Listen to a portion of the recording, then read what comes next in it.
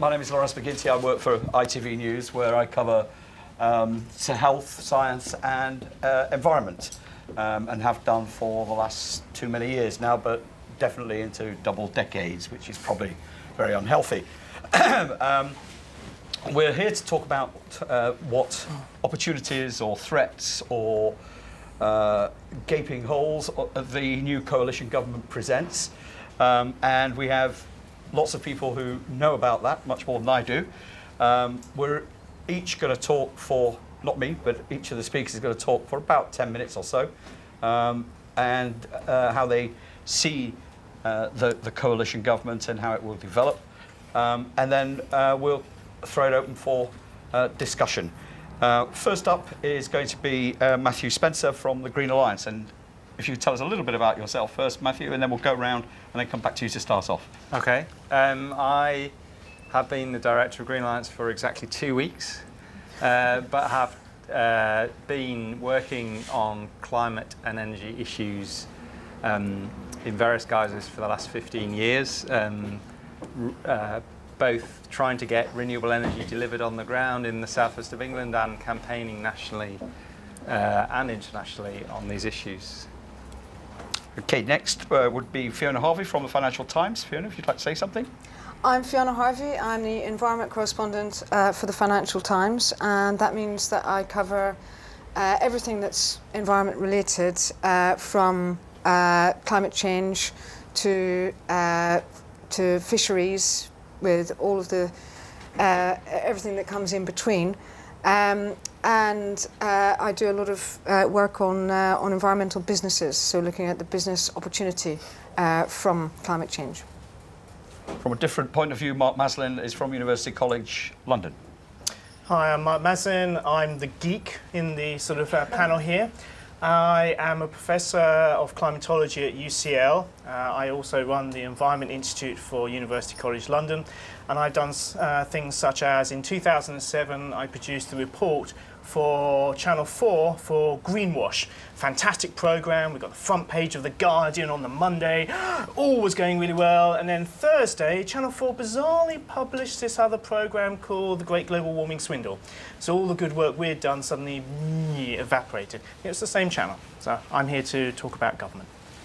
And the fourth chair is not a tub of lard. It will be John Winnell when he arrives from The Guardian, who no doubt you all know anyway. Well, I'll start off first by asking Matthew to say, John. 10 minutes or so. Okay, fine. I'm trying to be disciplined and answer the question which is posed by the seminar title, which is the coalition up to the challenge of the next 5 years? Which in turn raises the question, what's the challenge and what's the role of the UK in that climate challenge? We produced a cheery booklet called The Last Parliament, which really makes the case. It's a group of eminent people, including Jonathan Porritt and James Cameron and Steve Holliday from National Grid and Robert May, the former chief scientist, basically saying what this current Parliament would have to do in order to have make a credible contribution to avoiding dangerous climate change, on the basis that you have to decrease global emissions within this decade if you're to avoid dangerous climate change as defined by the UN. It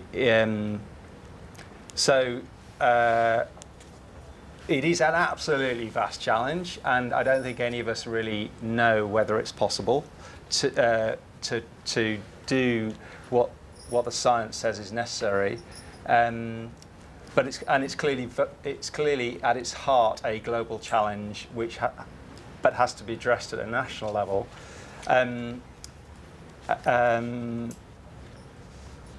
The role of the UK traditionally in international climate politics has been very influential. It's been influential both as a diplomat within Europe and European and international negotiations, with some very strong leadership from Tony Blair and to some extent from Gordon Brown. It's also been very powerful in the generator of new ideas, whether that is some of the concepts which are driving perceptions around climate change, like the low carbon economy, or whether it's authoritative analysis like that carried out by Stern for government on the economics of climate change. It's been a thought leader as well as a fairly activist diplomat in international negotiations. Clearly there's a question as to whether this current government will play that activist international role. But I think there's also the challenges put forward here in this booklet about what a credible UK position will be, because I think we've got to the point where UK diplomacy was getting a long way ahead of UK delivery on the low carbon agenda, and was therefore not as effective as it might otherwise be. It has still had a very positive effect. So there are some immediate places where we'll see what the new government will do on the international scene. I'm cautiously optimistic, both in terms of my expectations about the international role they'll play, but also about what they'll do in the UK, and I'll explain why. Interestingly, the low carbon agenda and the environment agenda more generally is the one issue on which the Conservative leadership are comfortable engaging at a European level. And they see that Europe has legitimacy and an important role to play on this issue in a way that they don't on many other issues like taxation or defence. So they are willing and able to engage constructively if they don't trip over themselves in terms of some of the defensive positions they'll take in relation to Europe. I think there's it's yet to be seen, there's a reasonable chance that Cameron, like Blair and Brown before him, will want to make this one of the issues, the positive issues that he engages world leaders on, because UK's got lots to say, and it's easier than the Middle East or Iraq or Afghanistan, even though it's not easy. And in terms of the UK policy prescription, I think it's pretty strong as a starting point. I mean, there was a period where we and others managed to generate, with considerable help from David Cameron, I should say, generate competition between the parties on the green agenda, which meant there was a kind of there was upward movement in terms of expectations and ambition for policies, and it's led to a period of relative consensus where this was the easiest issue for the coalition to agree on. It's the thing they did in the first few hours. It's the most detailed bit of policy prescription in the coalition agreement, if you look at it. And it's something which is core to the Liberal Democrats. So it's part of the glue that holds the coalition together, along with civil liberties and electoral reform. Environment is something that matters existentially to at least one of the partners in the coalition. So paradoxically, it's now both in the Conservative leadership's interest and the Liberal Democrats' interest to deliver on the policies prescription they have in the agreement in a way that it isn't on everything. And there's some good policies in there. They're not sufficient to meet the challenge of dangerous climate change, but they would be a great start. And as with everything in politics, you have to make some early wins and get some political rewards for those early wins before you can move to a greater degree of ambition. If you look at the policies, there's some quite interesting things that one can tell from it. And one is that they've already got themselves comfortable with the idea that regulation will be the main driver of environmental and energy performance in the UK. And that's for the very simple reason that there isn't enough money to do it by other means. Government have limited levers over our behaviour and the investments of the business sector. And if you can't buy those outcomes, or even spend very much money encouraging those outcomes, then regulations, smart regulation to encourage innovation, long-term investment, create certainty about directions of travel is the obvious way to go. And if you look at the 25 or so policies on the environment in the coalition agreement, 21 of them are regulatory measures. So I think they will rehabilitate the case for regulation. Labour discovered late on in their 13 years and were rather scared of in the first 10 of those 13 years. So I think we're going to see some interesting developments. I also think it's the moment in the sun for green taxation. Every government says it's going to increase green taxation.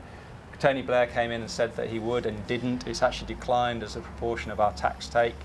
The new administration have said they will increase the tax take from green taxation, but they've now got a really, really powerful reason to do it, because it's a lot less unattractive than doing it through income taxation or taxation on enterprise, which are, broadly speaking, the other alternatives alongside cutting public expenditure.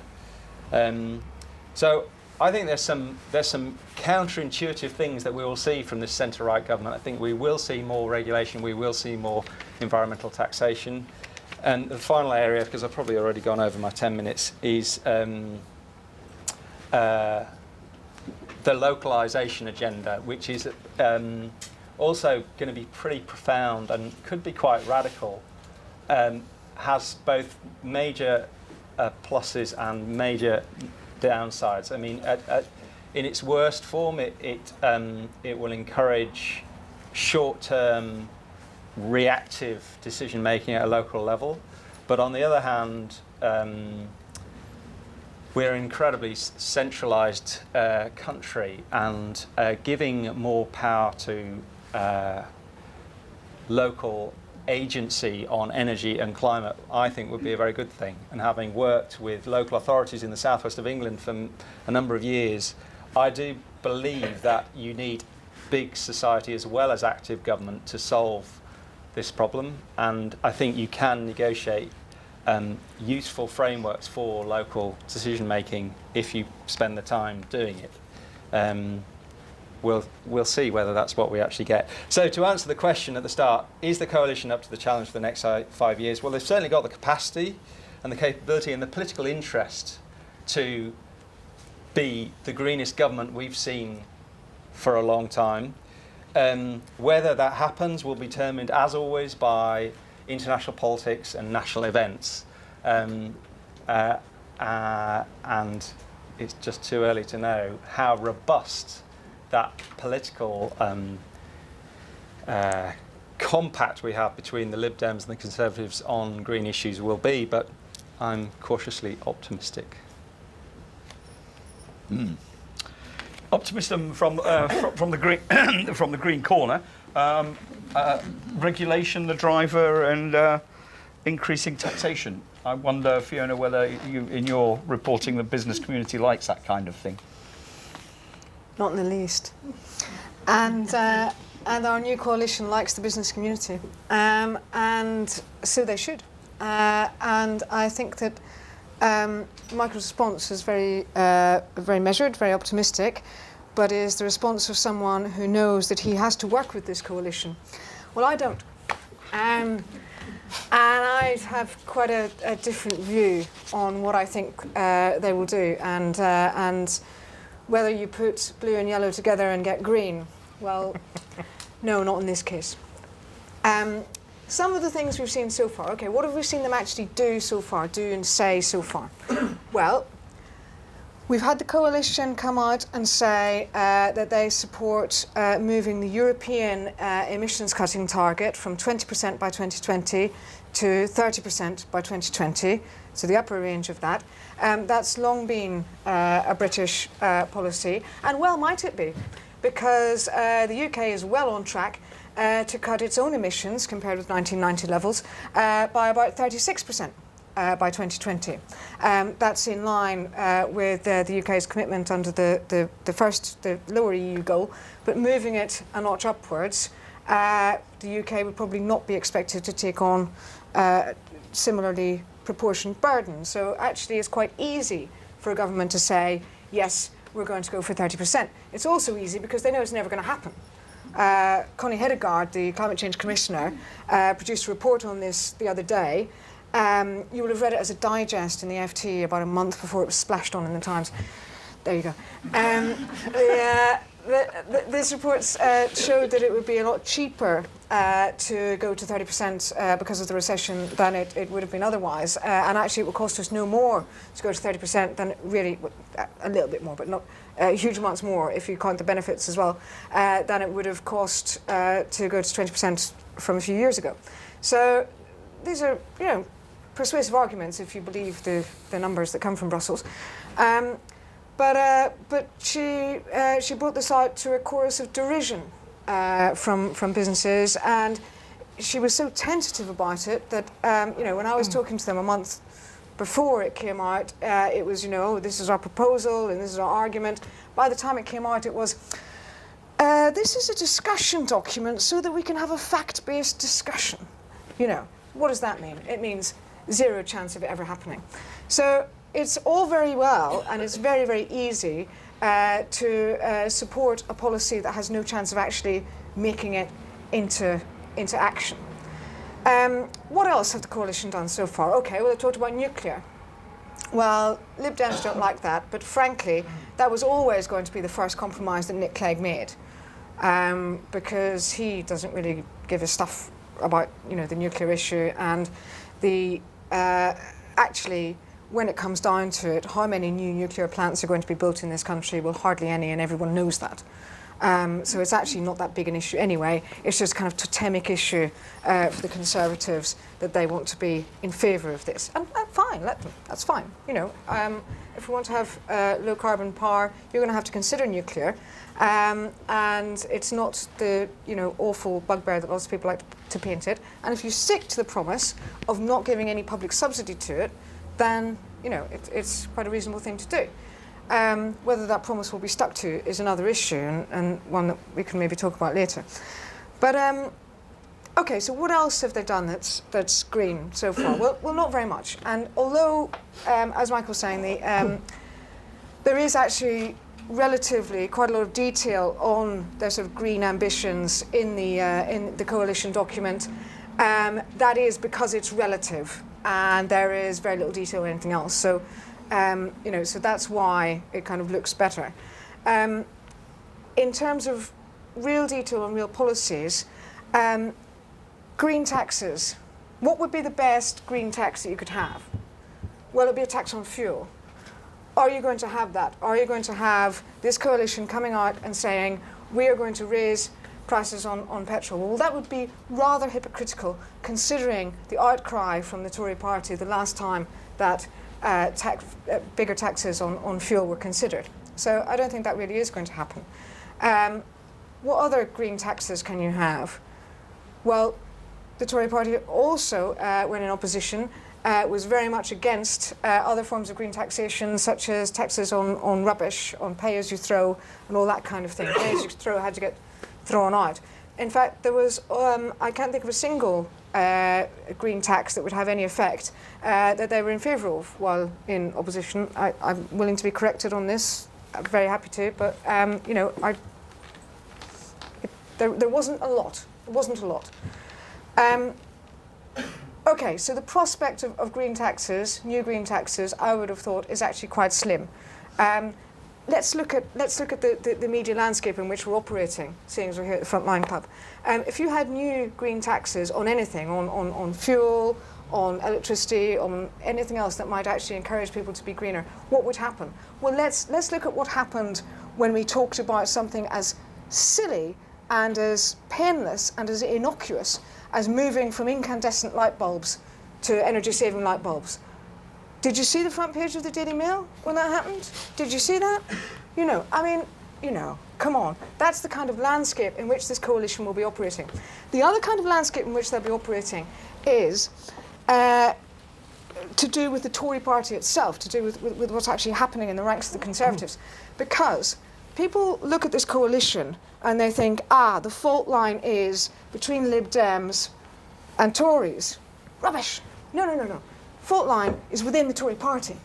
There are far more Lib Dems who are like sort of wet Tories than there are right-wing Tories who are like the Lib Dems.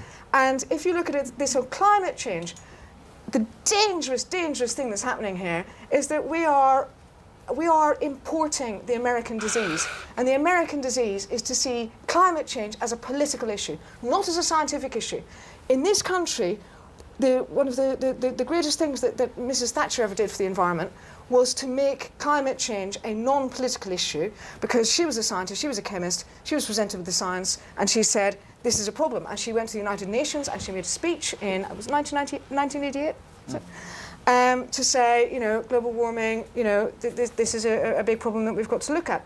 And so that sort of saved climate change from being a party political issue in the UK, in the way that it was a left-right issue in the US, and still is, very damagingly.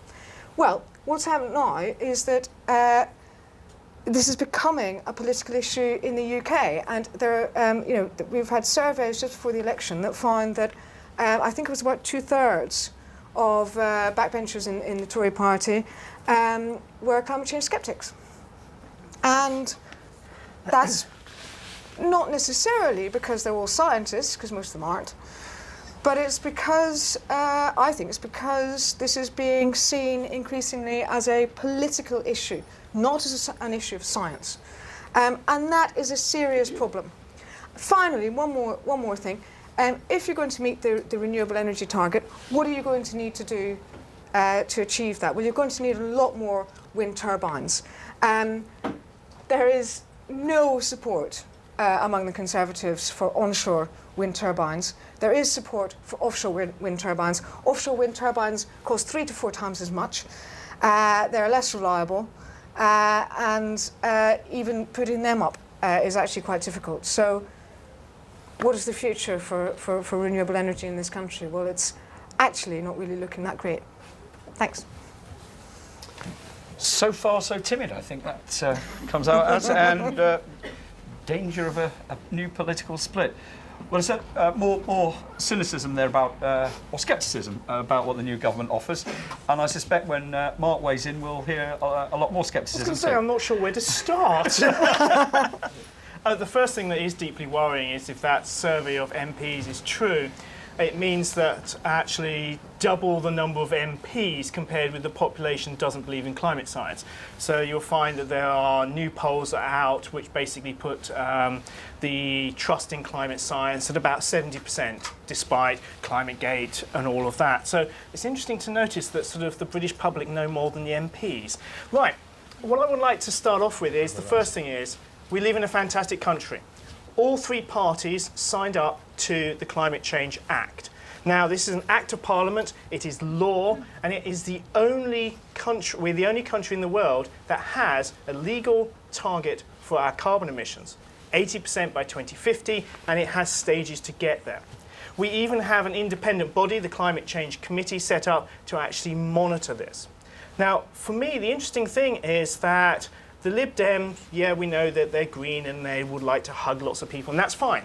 But what interests me is the Tory party, which about a year and a half ago, I was invited to a small gathering at Tory HQ of industrialists. So these are people that owned airports, owned power stations. I have no idea why I was there. I think I was the mole. So there I was. And the interesting thing is they had all of the environmental spokesmen there, all the key people that are now in power, talking and wanting advice from them. And what came from the floor was the industrialists said, and this is where I'm going to disagree with the FT, is they turned around and said, we don't mind about regulation, we live with regulation. We live with layers and layers. We have people we employ to work out what the regulation means to us. We don't care about regulation because as long as everybody has the same regulation, we are always going to make money because we're good. What they didn't want was tinkering. And that's what we had with the last government, was tinkering. Lots of changing of regulation every so often because they had a new bright idea and changing it. And what they said was to the Tory party, regulate us, sort out climate change, that's fine, but do 2 things. 1, make sure you regulate and make it fair and you don't fiddle with it every year, so we can actually have a game plan to make money. Second thing is, why do you actually then not enforce it? One person said, look, do you know what? I decommission fridges. Every fridge that I safely decommission, take the CFCs out of, saves the equivalent warming potential of someone driving a car for a whole year. I'm doing it properly. Joe Bloggs, and I can tell you exactly where he is, if you want to know, is doing it on the cheap, and basically a lot of the CFCs are escaping. We want enforcement. And so there's two things that business want. They want a stable condition to actually make money. So for example, the carbon trading, the ETS in Europe, is nice and stable because it clearly shows you where you're going. You know what's going to happen next year. You know what's going to happen the year after. And so therefore, that's the sort of regulation. So an academic, a scientist disagrees with the FT. Not sure that's a good start to my sort of talk here. The other thing that we need to do is to look at that climate change committee. One thing I would say is the coalition needs to listen to that group. It's set up, it's an independent group, it's supposed to be the best of the best. I have to admit, though this is on camera, I probably would actually put a few younger people in. If we can have a Prime Minister and his deputy in their 40s, I think the Climate Change Committee could have somebody under the age of 60. I also think that a few females in the actual committee would be useful, okay? But you didn't hear me say that out loud. So two things we need, 2050, 80% reduction. The Climate Change Committee says green electricity is the first thing. If you sort out electricity and you can make it green, then you can move on to transport, because then you can boost electricity and you can move on to electric transport. And so that's the key of this Parliament and the next one, is to try and actually allow that to happen. The other thing I would actually point out is we can also cheat slightly, which is we can start to reforest this beautiful island. The Forestry Commission has done a fantastic job. From 1919, when basically forest in this country was zero, we're now up to 12% of the UK. They're planning in the next 30 years to move from 12% of the land to 16% of the land covered with forests. That means our target by 2050 isn't 80%, but only 70%. So there are other things that government can do to actually encourage best practice, forestation, good farming practice, that actually make that a little bit easier. Renewables. Big problem that the UK have is how do we actually generate money? Okay, we're very good at finance, great, but that hasn't been so good over the couple of years. Not a good market to be in. But what's the other thing you can do to actually generate money? Because if you're in sort of like STUM as we are, you need to generate money as well as saving money. Now the other one that we are always very good at is we're very good at innovation. We have an incredible science base, we have an incredible sort of industrial base. How do we actually use that and move that forward? And I think that's something to actually bear in mind.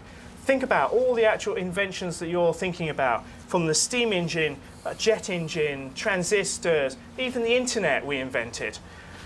Didn't quite make as much money out of them as we should have done. The steam engine, by the way, is an interesting one. You may think this is rather old-fashioned, but actually most of your electricity is actually generated by literally a very large steam engine. They chuck coal in one end, heats up the water, produces steam, steam turns the turbine, generates electricity. Sounds rather primitive and not very 21st century, doesn't it? I'm sure we can do things better. So again, I think that we need to actually deal with that. And again, so this government, and I'm actually going to talk about what the government should do, because I actually have to say I do agree with certain views, which actually I don't think there's anything in what they've said up to now that actually helps us, apart from their idea that regulation, and the Tory party are quite happy with regulation because of the actual focus groups and the feedback they've had over the last couple of years with industry. So, careful subsidy. If we're going to make renewables work, we do need to actually make careful subsidies in the right place. And please don't forget, in the 1970s, we subsidised and gave huge tax breaks to North Sea oil. So it's not as if we can't do it when we want to, okay? And it isn't uncompetitive. North Sea oil has been absolutely fantastic for us. I won't say anything about Gulf oil, okay, because I think that's... We also need to try to actually work out how we invest more into science. I know this sounds very strange at this point in time where we're actually thinking how do we slash budgets, but how do we increase certain parts of the actual wealth generation of this country. So, for example, if you're going to invest in the next sort of 20 to 50 years, you want to be in green tech. Now, I know lots of politicians say this, but this is the way you want to be. For example, if you actually have the patents on carbon capture and storage, i.e. a bolt-on system onto any power station, you're going to make lots of money. because as international regulation gets tighter and tighter, countries will be turning around to looking at this. Renewable energy, again, I've said you will need subsidies, but you also need investment. 5 years ago, we exported wind technology to China. China now builds all its own wind technology and actually plants, I love that, plants more wind turbines per year than the rest of the world put together. And they're all homegrown. I think, therefore, we've missed an opportunity. We should be selling that technology to the Chinese. I also think that there are other things, such as fusion. Now, I know that everybody goes, oh, fusion, that's something that's going to be 50 years in the future. Well, no, because at the moment, you're giving it a science budget. You're giving it a small budget that says, here you are, have a little bit of money to play. We know the science. Actually, it's the technology side of it that actually is the problem to actually fix. Give you an example of the sort of investment you would need. To put a man on the moon was 4% of US GDP every year for 9 years, which at that time was 1% of world GDP. So if you want these technological links and jumps, you actually have to invest quite heavily and not just the sort of science budget, which of course by the 22nd of this month will be cut yet again. So again, I think you need to think about that. So my point would be is the government needs to actually see where they can save money, but like any good business, they need to work out where the country can make money. I think that's sometimes something that governments don't do. They don't look at how do you actually make money, how can we make more money as a country, and I think that's something that's essential if we're going to maintain our top 10 place at the world table. I'll give you an example how long-term people are thinking. China at the moment is buying other bits of other countries. For example, Namibia. Friends have been out there recently, they're buying large chunks of Namibia because of all the rare earth metals. So, of course, when you do all the renewable technologies and batteries, etc., you need lithium and all the other rare earths. So other countries are thinking very strategically and very long term. And therefore, I think we need to do that. And I think that's where the coalition, if you actually take the business brains and the Tory party and the Green in the middle and the Liberals and put it together, we might get somewhere. But I'm more hopeful and less hopeful. Does that make sense? Thank you. Thanks, Mark. Well, there's a kind of business green hybrid somewhere in the coalition that gives you some hope. Let's throw it open. I don't know whether John is still on his way. Good. When he comes, he can give us 10 minutes and we can talk to him as well. But anyone from the floor? At the back, please. I've been talking to a lot of MPs yesterday at Portcullis House, and every one of them said they have virtually no feedback or pressure from constituents on climate change. Yes, they get the occasional email blast organised, but they don't take it very seriously. In view of that, does it matter, or is this going to be conducted at a level where people think, oh, yes, this is a serious business, we better tackle it at a sort of government administration level, or will it not happen until there is massive change, demand for change from the public? Matthew, you've worked at a local level trying to generate that kind of pressure. We actually work with some of the big NGOs like RSPB and National Trust to target some of the marginal seats and effectively it was an experiment to see whether we could generate interest in climate change and make it an issue in those particular elections. And we had lots of hustings, and we had both the leaders of the parties and their spokespeople all speaking on a day we organised to try and up the ante. I think it's too early to know whether it had any impact in those constituencies. I suspect if it did have any, it was very, very small, because it's not an electoral issue. Does it matter? Well, it does matter in the long term for building the foundations for political change. In the short term, I suspect it doesn't, because the coalition have a programme and the leadership are reasonably committed to that programme for the time being.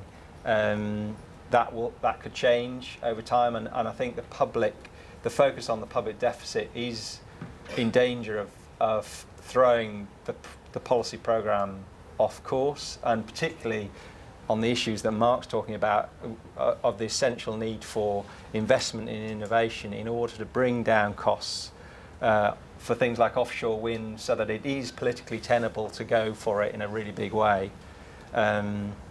So yes and no is the answer. I think yes, in the long term we have to have political mobilisation at the constituency level. We're a long way off that. Probably doesn't matter for the time being, but it will do. We did have the first Green MP elected. Yeah. First in the world elected on a first past the post system.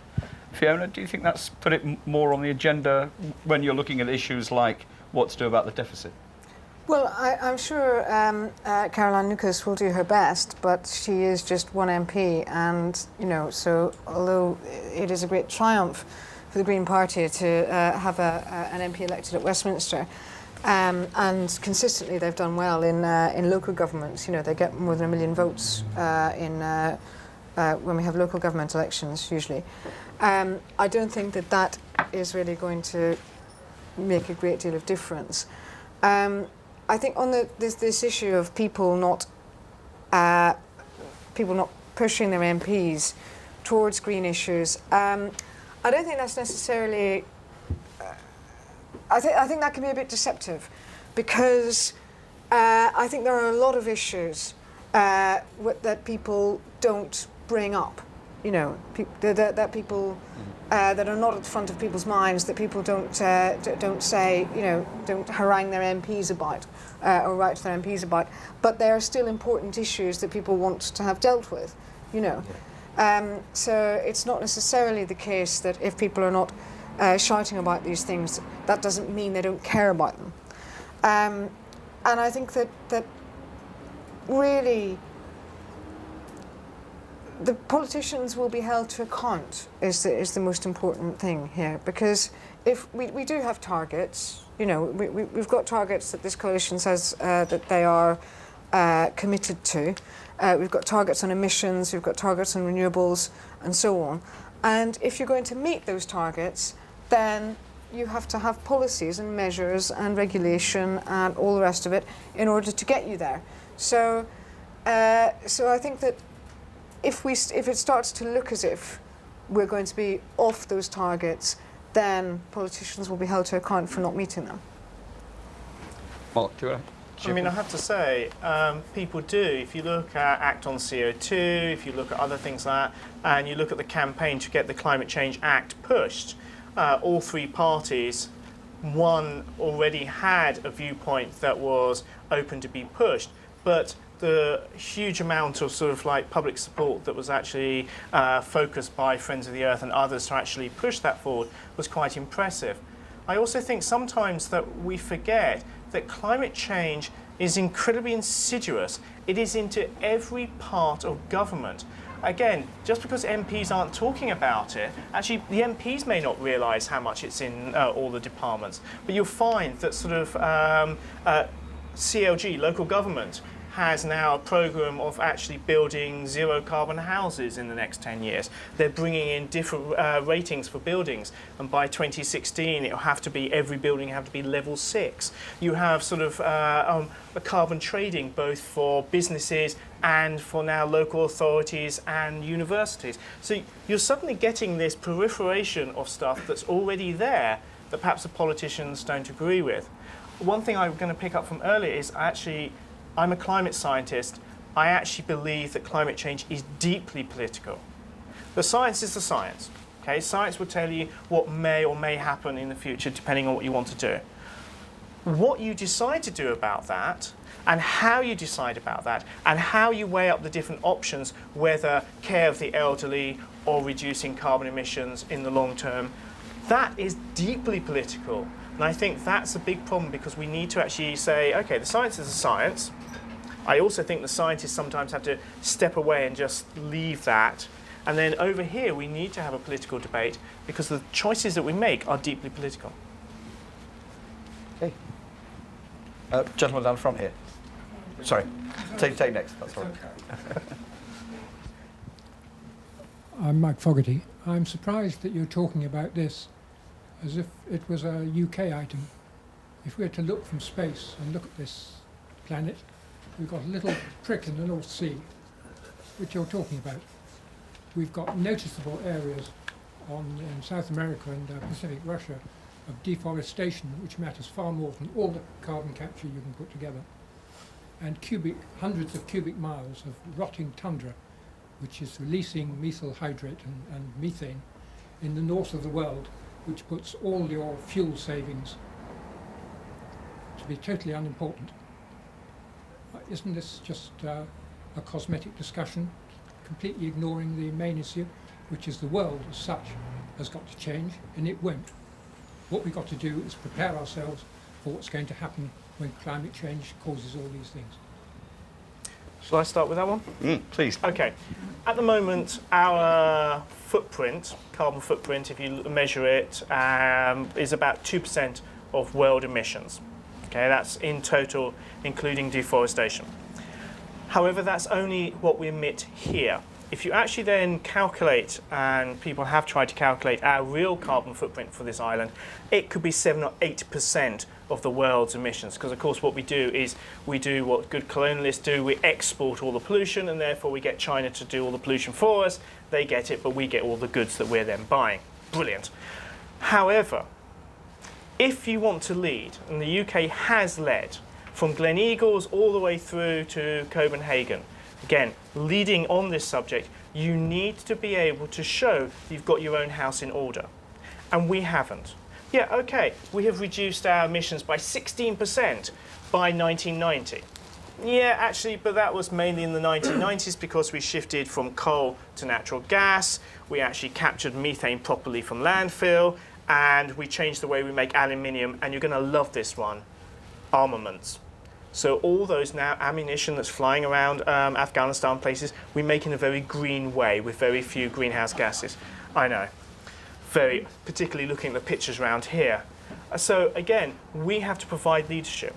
And I will show you an exact way leadership occurred. The head of the space agency in Brazil, he monitors deforestation in Brazil. Now, Brazil have been incredibly positive over the last 5 years and have slashed the amount of deforestation to about 10% of what it was in 5 years ago. Again, what happened was he kept telling Lula, and he said, Lula, look, got to publish these results, got to publish these results. Lula said, no. So again, what did he do? He publishes these on his website because, again, it's public money, has to be shown to Brazilian people. The BBC website picks up on it, shows this on front page. Gordon Brown sees this early in the morning, and poor Lula gets woken up by the British Prime Minister phoning up and going, "Oh, I see your deforestation rates are up." Again, instant change. You should have seen the number of people that were shouted at, because we have, in that respect, huge influence.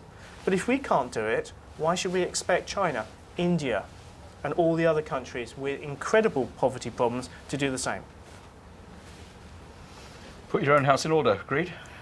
Yeah, but I mean, it doesn't discount the fact that deforestation and ecosystem change isn't a very big threat to any attempts to bring climate change under control. And I think, after the disappointments of Copenhagen, it's one of the few areas where we are making progress internationally to get an agreement on supporting those countries that have got big forest sinks to protect those forest sinks.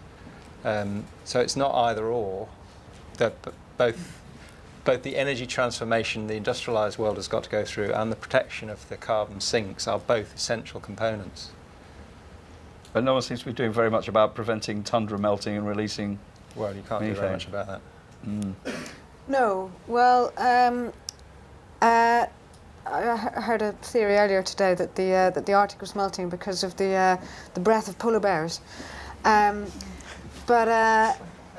So it's their own fault, and we should leave them to it. But actually, I think I would agree with what's been said, that basically this is about putting your own house in order, and it is about showing a degree of leadership.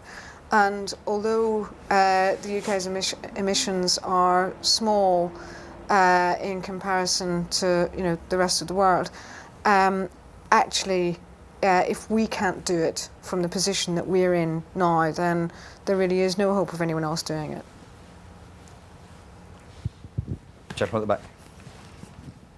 First of all, Mark, congratulations with the film. I've been arguing with PBS since 2002 to get a climate film on and a peak oil film, and I didn't get anywhere.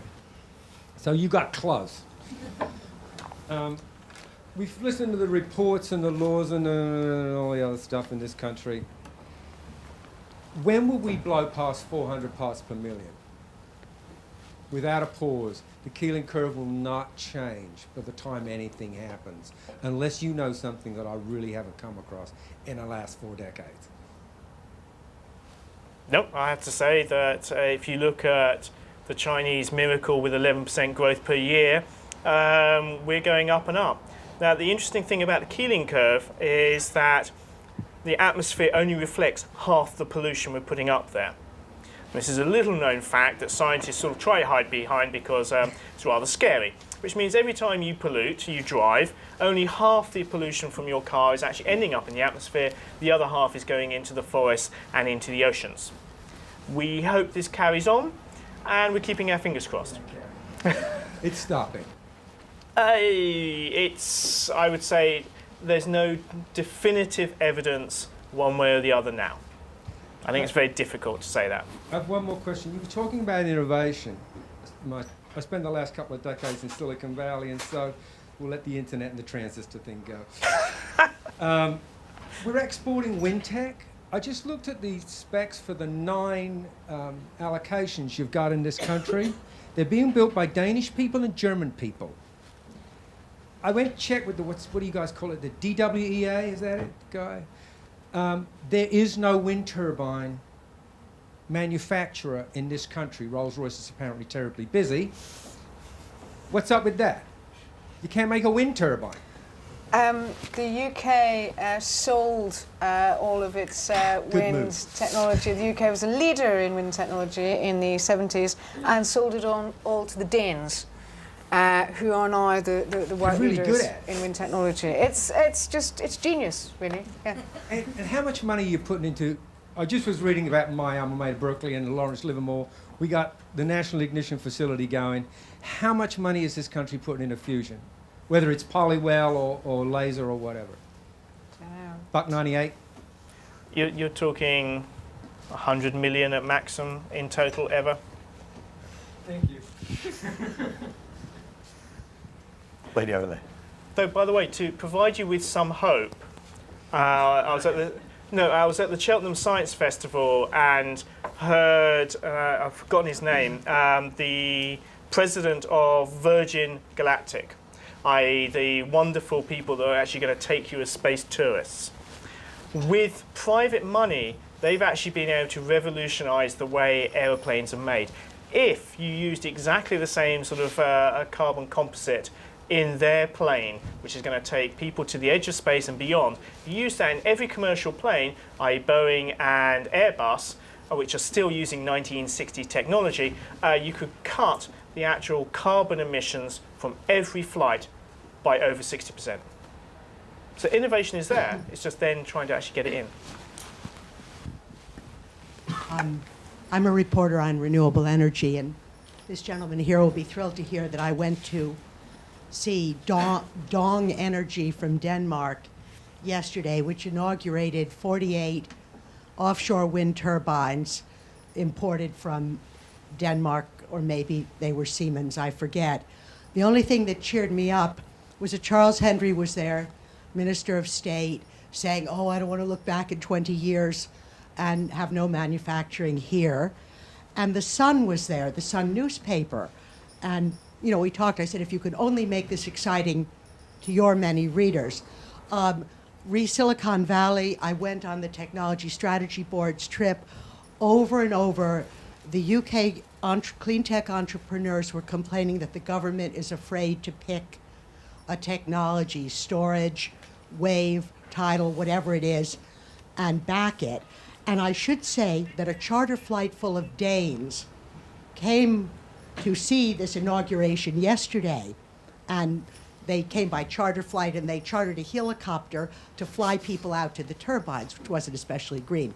My question, though, is about the regional development authorities here in Britain. I know this is a really boring question, but I believe that in Cornwall, for example, and in the east of England, these authorities have been encouraging local innovation and enterprise. And I wonder why there's not a peep about that, because isn't this among the coalition's plans to abolish these entities?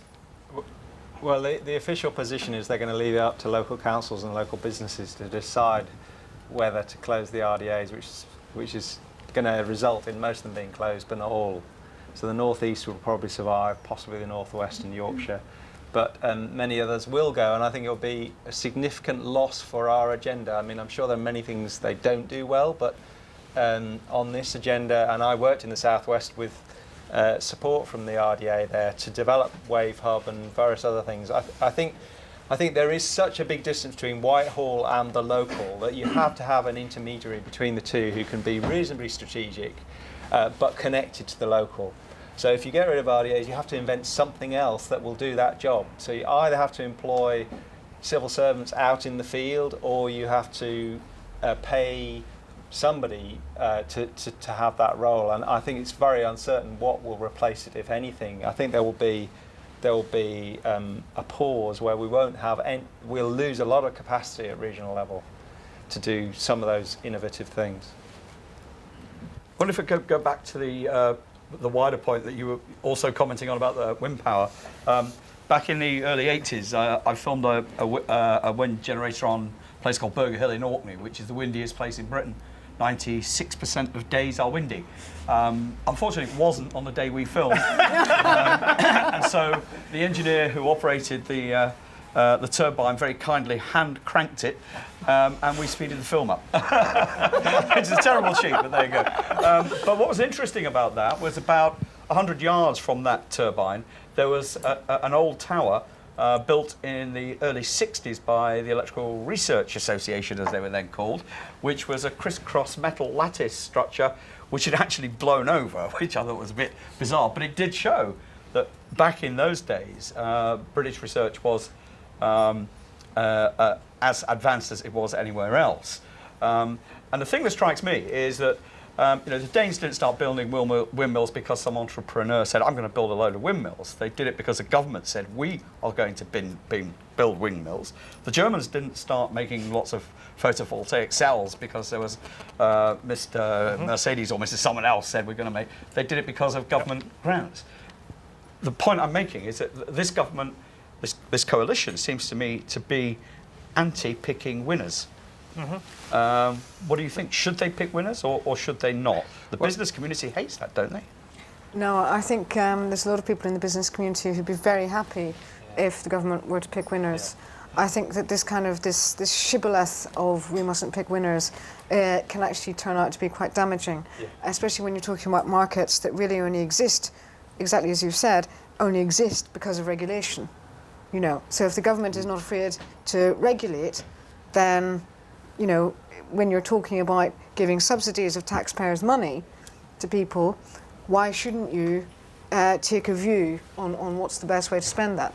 Well, think about North Sea oil, the switch to natural gas, which was completely government, which every road people went down, and which week everybody was changed over, gas supplies were changed, all the pipes were changed. So government can make decisions if they want to, and we have a history of that happening, and I think that's key. I mean, for me, my biggest worry with the government is this whole local agenda. Please. The biggest problem that we have at the moment is planning, okay? Paris decides they want sort of like a tram system. It took them 6 months. Ken Livingstone took 6 years and still didn't get it through the planners to actually put it in North London, a tram system. Now, who can complain about a tram system? Again, it's the same that we're having with wind turbines. Wind turbines, a lot of the problem are all planners. The NIMBYs. We have lots of wonderful NIMBYs. When you want to give them more power, and you want to take power from central government and give it to the NIMBYs, that really scares me. Cornwall was a wonderful example. A year and a half ago, a private company comes up with £170 million to build the biggest recycling and energy recovery plant from waste. It would have done the whole of Cornwall, and it would have done a bit of West Devon. It would have been able to actually recycle about 50% of your waste. It would have got 10% digestion, and the other 40% they would have burnt as the Danish, the Swedish, and the Germans do, and produce lots of clean Without electricity. dying. Sorry? Which the Danes, the Germans, etc., do without dying from it. Oh yes, Yeah. that's amazing, isn't it? Yeah. But do people realise that hospitals have to burn their waste anyway, and quite a few people live next to hospitals? No, sorry, bye. And yes, and people don't die of this incineration. And guess what? The NIMBYs turned it down. 15% of our energy could be from our own waste. Well, not our own waste. You know what I mean? That works too. Yeah. Matthew has been bursting to say something. Sorry, Matthew. Picking winners thing was obviously is a hangover from the 1970s when, as Mandelson said, losers used to pick government. So British Leyland managed to get government to spend lots of money on designs that were never going to make it. I think so. But I think it is possible to pick winners without saying particular companies shall be the sole beneficiaries. You have to pick families of technology and say, we've got competitive advantages in the UK that is far greater than many other countries. We will therefore put a large proportion of our limited public investment into that field. So offshore wind would be one obvious one for the UK at deployment scale, and there'd be some other technologies at kind of development stage where we pick, but but by implication there'd be many things where we stop funding, and rather than a scattergun approach that we've taken for the last 10, 20 years of making no choices whatsoever, you would actually have 3, 4, 5 areas in the low carbon technology field where you had competition for support for particular technology families, like wave, like offshore wind, possibly some of the storage technologies.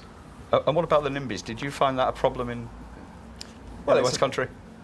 Yes, but my solution is quite different from Mark's. I think the wind industry often indulges in this fantasy that you can remove all decision making locally and make all the decisions centrally and everything will get easier. But actually you just create a political backlash, and I believe you need more democracy, not less. But it has to be bounded, so you have to enter a negotiation that says you have to set a renewables target or a carbon target, and it has to be roughly in this range. In fact, I did this. I led a negotiation with 7 county councils in the southwest, many of which are Conservative and all the rest of which pretty much are Lib Dem, and said, okay, so here's what you've got on the ground. This is the resource you've got. This is what the range is we think you could achieve over the next 10 years. What are you prepared to accept? And over a 3-month period of negotiating with officers and councillors, we got them to agree to targets which were together as much as we needed to achieve regionally. That didn't stop people objecting to individual wind farms, but an awful lot more got approved. And more importantly, people learnt an awful lot from that negotiation and felt more confident that they had some control over what was happening. Because for as long as you have renewable energy and climate change as something imposed on you from the outside, it will never gain sufficient public support to really take off. Whereas if you do spend the time to negotiate an agreement, just as we do internationally, but doing it locally, you can make great strides. Okay. This gentleman there. And then you next back.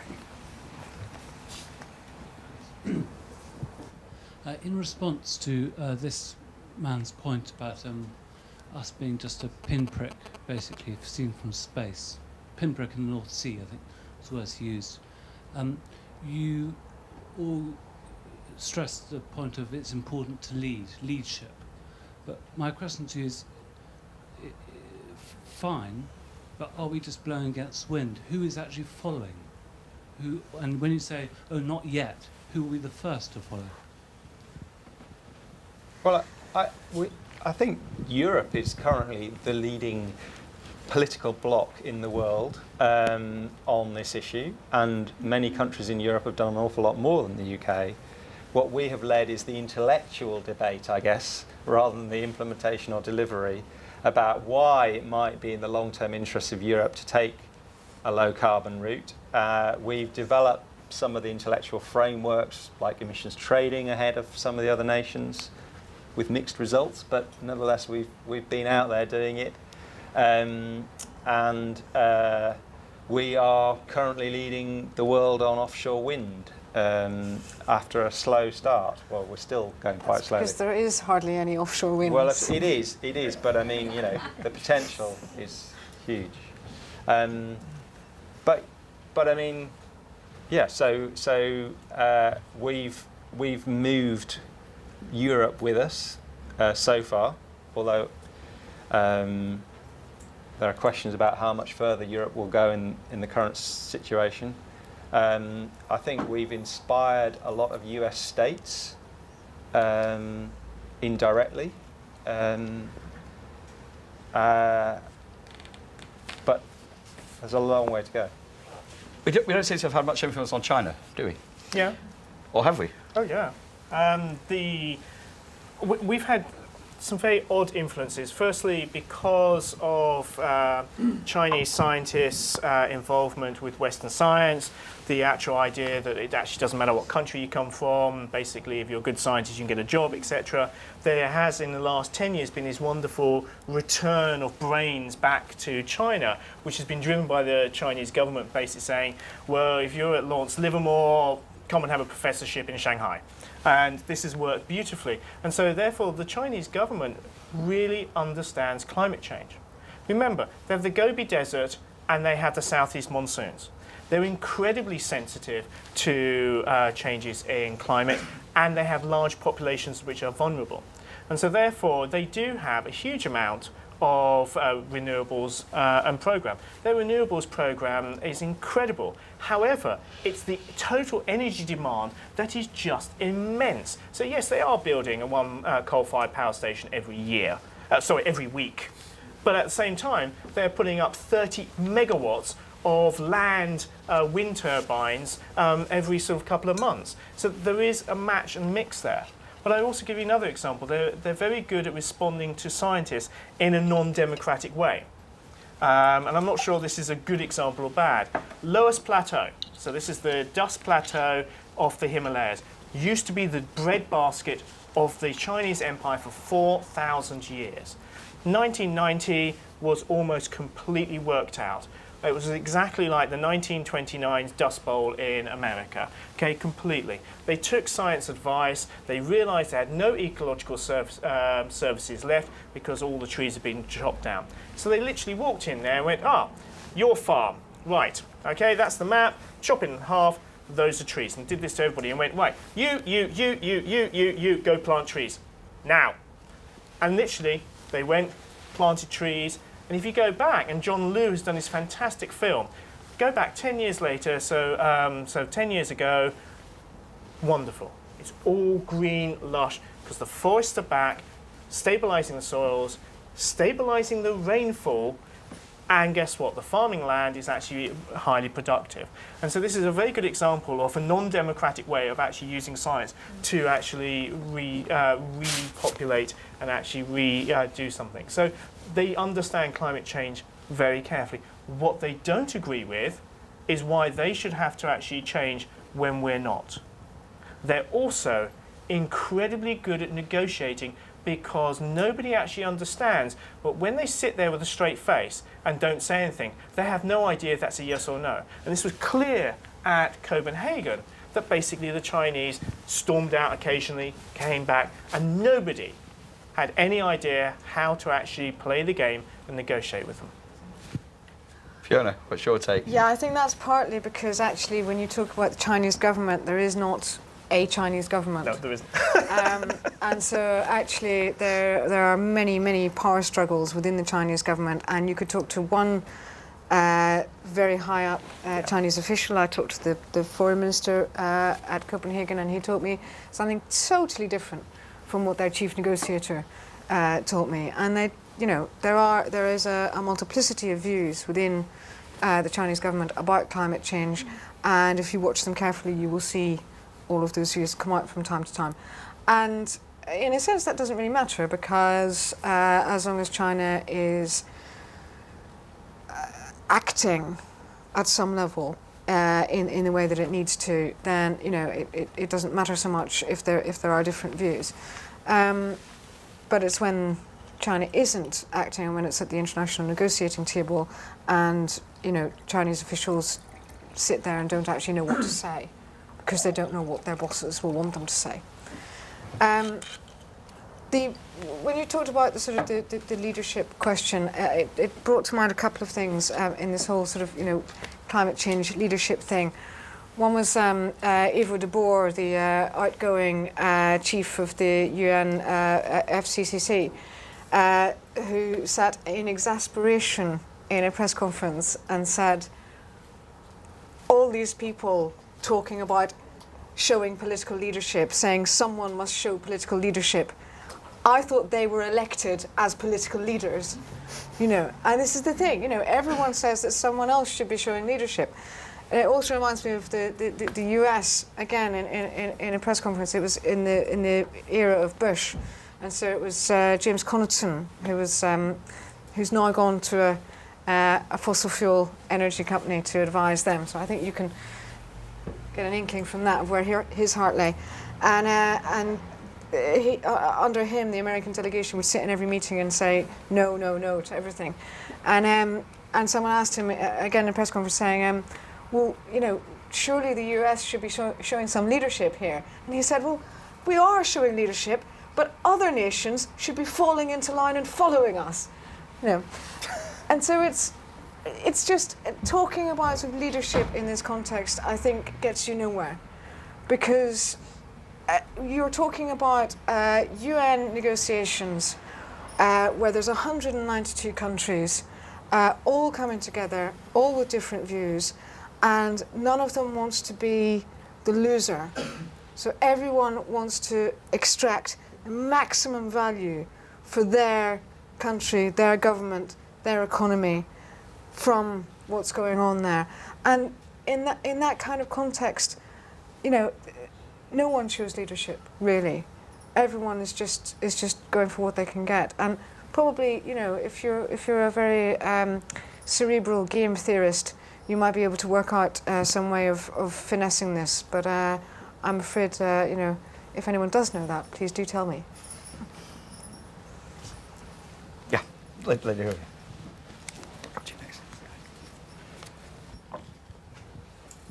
Internationally, we've seen climate change being framed as a security issue, a migration issue, a human rights issue. And then we get the coalition government's programme for action, which is pretty much uninspiring and two-dimensional. And I wonder whether you think the coalition government will ever engage in climate change in a broader sense, openly. I mean, as you say, it's quite an insidious issue, but whether they're openly going to engage in it as a human rights or a migration issue. And whether from that we could see as dangerous in the US, where the defence budget, the proposed defence budget, actually mentions climate change, and whether sort of militarisation of climate change is something we should be worrying about in the UK. Well, it's early days. I mean, these are people who've never been in government before.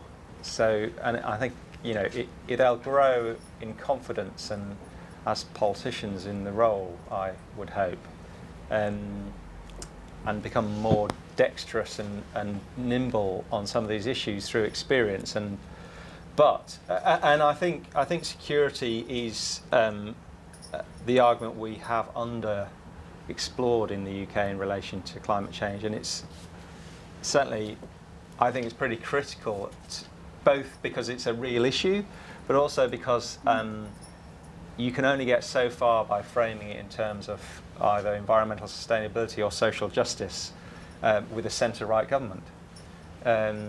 Security is a central value of conservatism, so I think it has to be communicated in that way. Whether that will see a response from the security establishment or not, I don't know, but it's worth trying.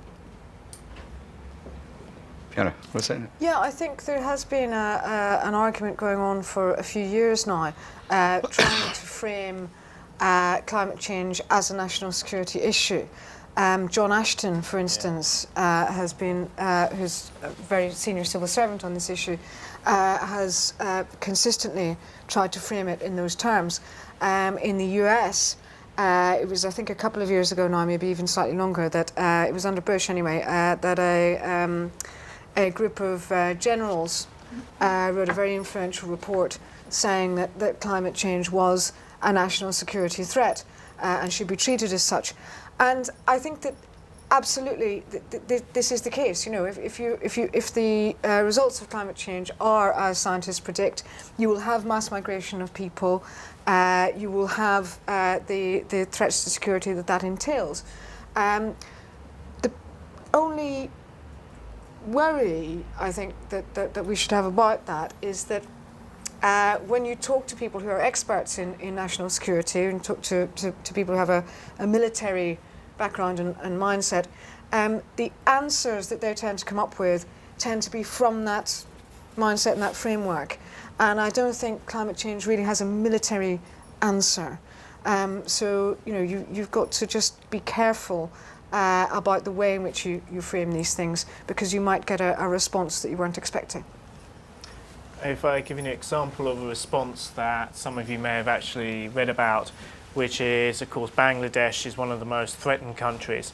1 metre sea level rise, you could lose 20% of the country by the end of the century. However, India's response is a double fence with razor wire on it, which actually cuts between villages which used to actually exchange sort of like daily people. So their response is, there's going to be mass migration from Bangladesh. Let's stick a very large, nasty wire fence around it to keep all those nasty migrants actually in there. I also, however, as an academic, will put another cap on and actually give you a bit of a warning. Climate change is one of those subjects which is incredibly easy to co-opt.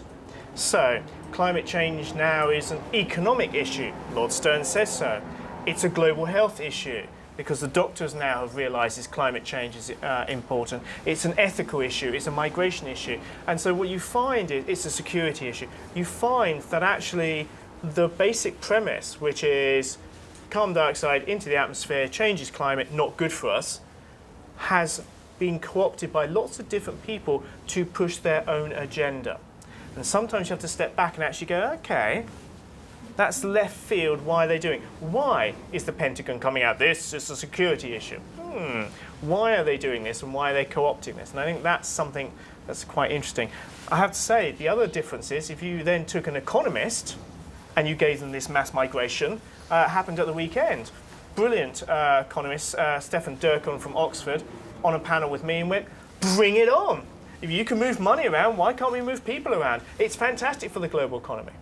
So again, mass migration, economists go, yes, love it. Whereas security people go, big offence. Yeah, well. Sorry, can you wait for the mic? Oh, yeah, sorry.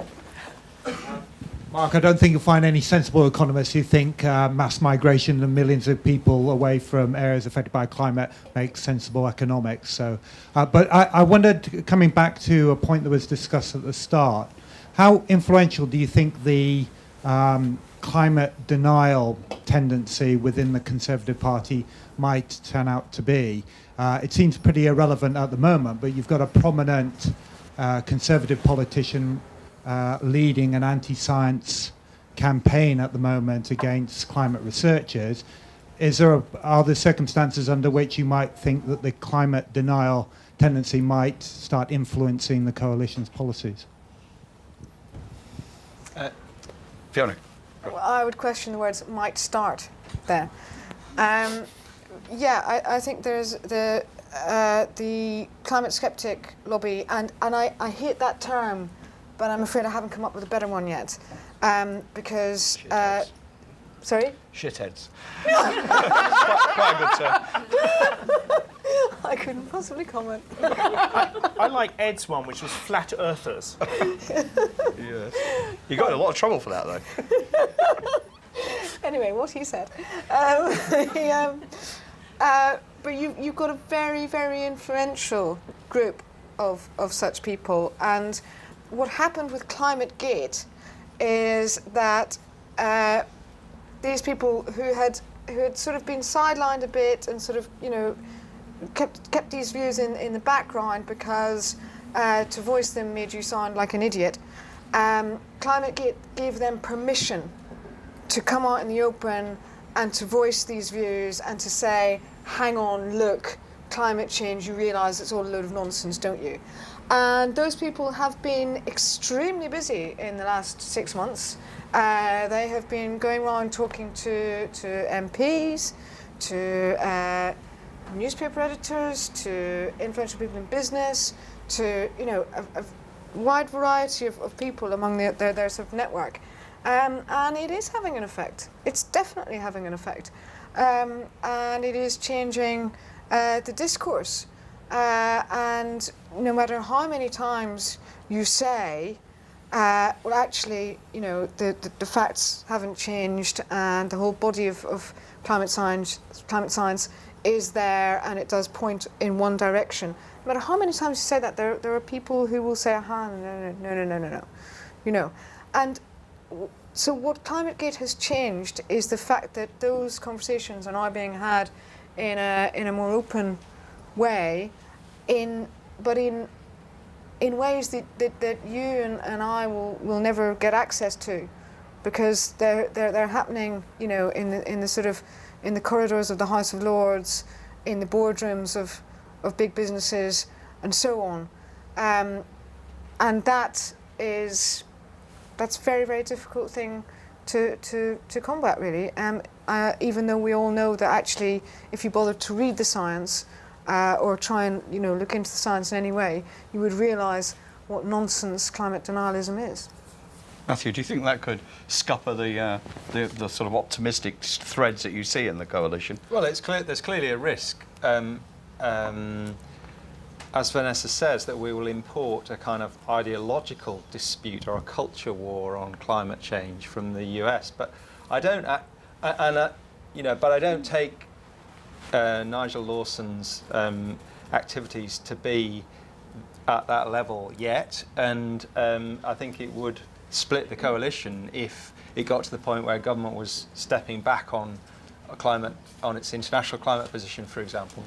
I don't take kind of lobbying from those interests as being fatal by any means. It's kind of part of politics. Will they have huge influence is the question. They'll have some influence on the margins. Key policies will get contested, and that's where we'll find out whether they've got political power or not. So we saw John Redwood contesting capital gains tax issue, and there will be similar issues that test the leadership of the Conservative Party on the environment, and it will take leadership from the Prime Minister and others to see off opposition from some of those interests. I'm reasonably confident that it's currently in his interest to do that, but that could change over the next 12, 24 months as events unfold and the coalition is tested on all sorts of fronts. I think a much bigger threat is the recession than the sceptics, actually, which is that's just throwing the whole government programme into doubt. And if you look at the last page of the coalition document, it said none of this will be, effectively says none of this will count if we don't have the money. And so I think that's more significant. To give you some optimism, having met most of the leading Tories who declare a major interest in the environment, who wanted particular jobs, not all of them got them because of the coalition, they get it. But actually there's a very new system in government as well, which most people aren't aware of, is that for many years we've had a chief science advisor to the government. But what Sir David King did, the one before John Bedmington, was he made sure that every single government department had a chief science advisor, apart from the Treasury. Okay, we haven't got one into the Treasury. So every department now has someone there who's selected by the government with advice from the scientific community to advise ministers, but also to advise the civil servants who are working under them about what the actual science, whether it is health, whether it is climate change, whatever it is, what is the scientific base? Is there a consensus? Is it actually we have no idea and therefore you need to know that? And so I think that's a very different system of government now. You have that in place that allows ministers to actually say, but I have been informed by our independent science advisors. Am I worried about that fringe? I'm always. And do you know what? During Copenhagen, the amount of disgusting hate mail and email that I got, do you know what? I can do without that. But I'm a little bit more optimistic. I think that the leadership of particularly the Tory party has fought some very interesting battles against the old guard and has clearly won all of them. I think that's quite positive. I Sorry. propose King Canute as patron. Only if he actually puts a wave generator right there and generates some electricity to make sure that we cut our carbon. Then I'd happily support him. Okay. Can we take the lady here and then the gentleman behind her, and then you again, so because you've already ended. One go. Faith Cultural from the National Environment Research Council. I wondered if there's something we could do as scientists or other groups to counteract this deniers or skeptic lobby. I mean, they're very good at writing books and they're very good at influencing the public, but are there sort of creative ways that we can combat this rather than just regurgitating the facts, which I think people have just got bored with, really? I don't know, influencing media or schools or whatever, but I just wondered if the panel had any ideas. I think that's to Mark, really. I have to say, I think the media worry about this more than anybody else. For example, if you look at the Mori poll in Trust, been going 25 years. Sorry to say that journalists, MPs, scientists have been creeping up a little bit. And again, we're holding steady at about 70%. A report that just came out from Cardiff University this week says 70% of the public believe in climate change, okay, despite everything else that's happened. Actually, the BBC one proved that most people, that drop of 10% of people believing in climate change was because it snowed. Okay, nothing to do with ClimateGate. So all this sort of like media frenzy about ClimateGate, do you know what, the general public just don't care. I mean, a scientist lied by email or whatever, I mean, it doesn't make any difference. So I think that's something we have to step back as scientists and say, do you know what? We have to be less obsessive about this fight because admittedly we thought that 5 years ago we'd won it. We just have to keep stating the science, etc., but be very careful not to overstate it. Because the big problem with the media, I do suspect, is they want front page. So if some scientist says, oh, the glaciers in the Himalayas are going to melt in the next 5 years, front page is brilliant. Okay, and so what we have to do, I mean, the stuff that we do is boring, okay? Sea ice is going to retreat in the Arctic Ocean. It might be gone in the next 100 years. Do you really care? I mean, that's the big problem. And I have to say, it's individual scientists that sometimes cause those problems, which is fair. And also we have a problem that scientists believe that they know best. And therefore we have a real problem with scientists then making themselves policymakers. And I have to say, I'm always very resistant. It's always great to know I'm an expert. I'm going to tell government what to do. Well, no, hang on. The people elect the government weighs up all the different options and all the different needs for a society and then decides. It's no good a climate scientist going, well, you've got to save the planet. And so I think we have to change that relationship. Does that help?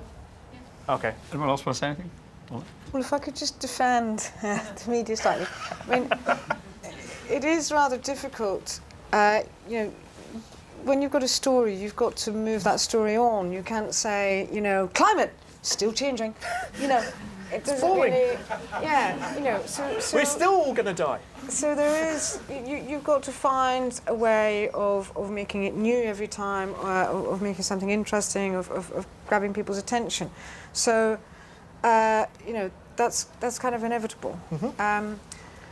But as for, you know, as for the climate deniers, I think it is really difficult. But basically, what I think we should not lose sight of is the fact that, you know, several years ago we thought we'd won a battle which was about balance. Yeah, and the thing about the media, when you report a story, if you're reporting as a political story, obviously. You'll have the government and they'll give their point of view, and then further down the story you'll have the opposition who'll say, you know, why that was a load of nonsense. And that's a balanced story because you've got both of them in.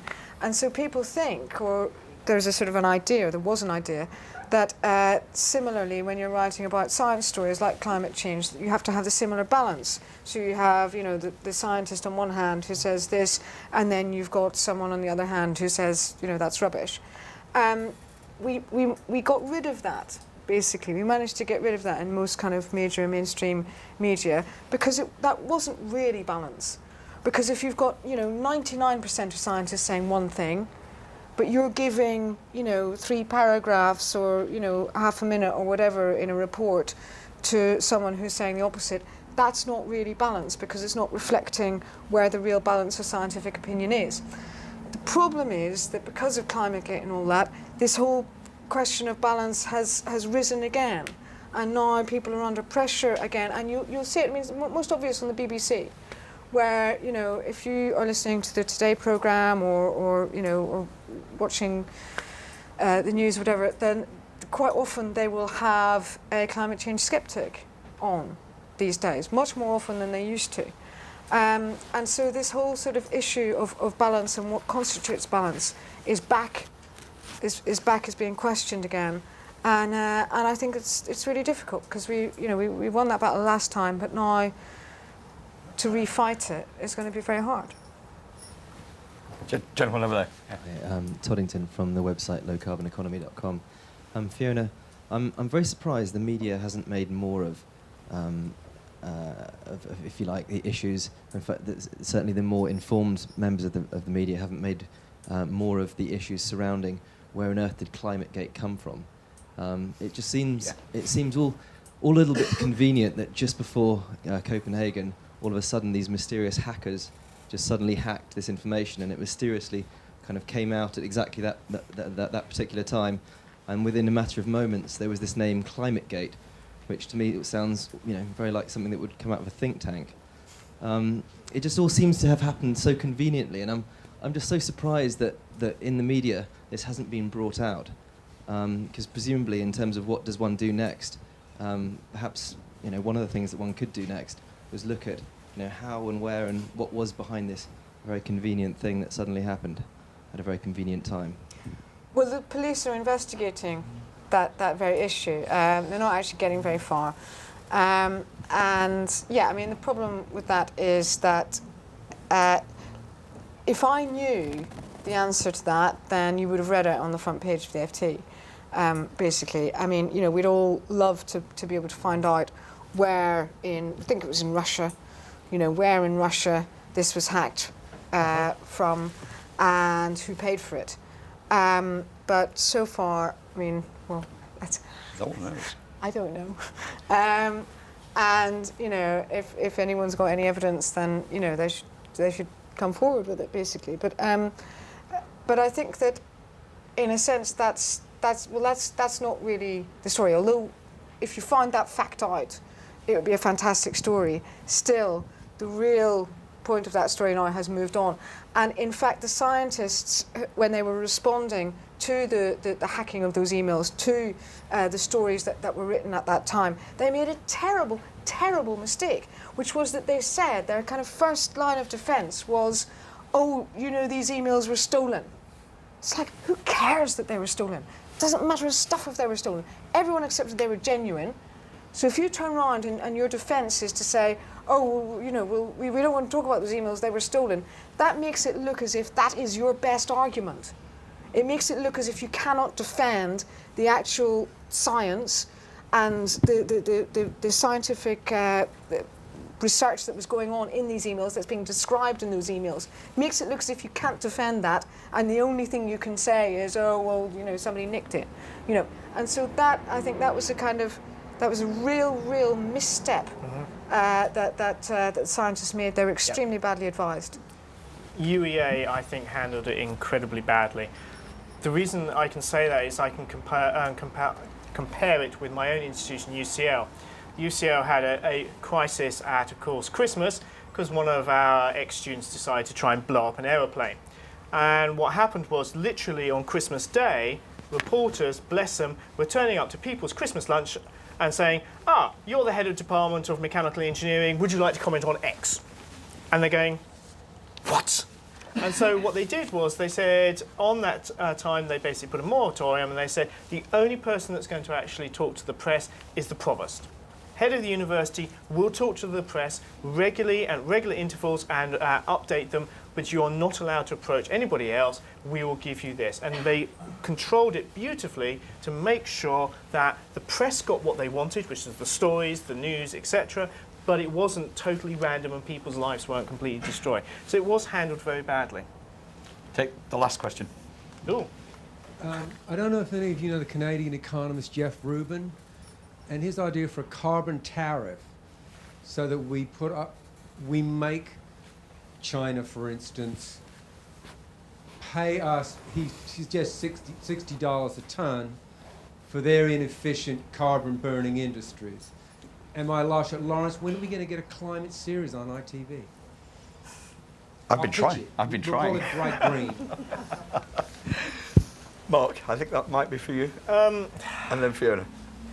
And we'll finish with you. Again, I have to say, tariffs and putting up trade barriers and things like that, I think is a retrogressive step. I have to say I am very positive about carbon trading. Again, ETS I think is actually, Fiona might disagree with me, I think that the ETS is actually starting to work. I actually think that it gives a direction. I think the US should actually take a trading scheme on.